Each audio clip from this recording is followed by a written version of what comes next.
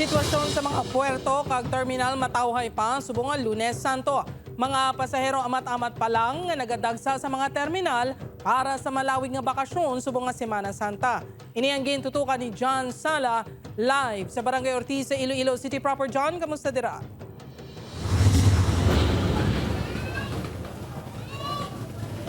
Jert, magluwas sa mga magapamalandong, madamo man ang mapauli sila malugar para sa long weekend subong nga Semana Santa. Gani kinalauman nga mangin masako na ang mga seaport sa Bugos, Western Visayas.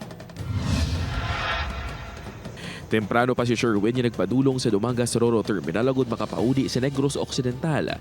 Tuyo sini nga kuntani makahingagaw pauli samtang hindi patuman kadamo ang nagabiyahe. Para makawayway, para mataway lang.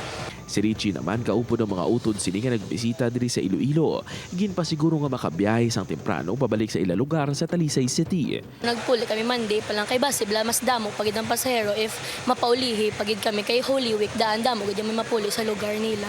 Regular ang biyahe sa mga Roro vessel subong Lunes tubtob Huwebes. Apang pag-abot sa Biyernes Santo, tubtob na lang alas 6:30 sa gabi ang biyahe.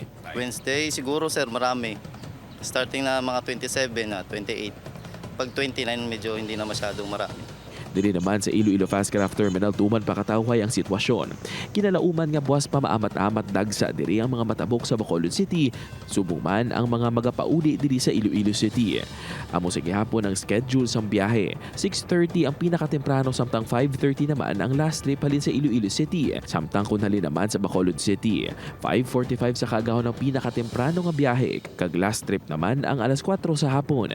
Apang sa Biyernes Santo, alas 11 sa aga kag alas 4 sa hapon lang ang biyahe halin sa Iloilo City padulong sa Bacolod City. Samtang 8:50 sa aga kag alauna naman sa hapon ang biyahe halin sa Bacolod City padulong sa Iloilo City. Sa mga sakayan naman padulong sa Isla Sang Guimaras. Wala man sang paghulag sa schedule sa mga biyahe. Apang lauman ang medyo magutok nga terminal kag pagdagsa sa mga tawo sa adlaw sang Biyernes Santo bangod sa mga deboto kag turista nga mapadulong sa Balaan Bukid sa Banwasang Hordan, Guimaras.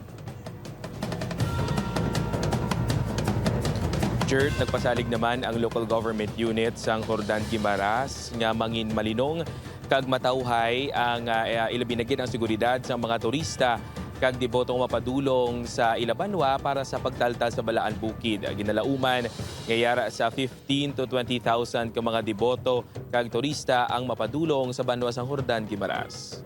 Jert. Madamo gid nga salamat sa update kapuso John Sala.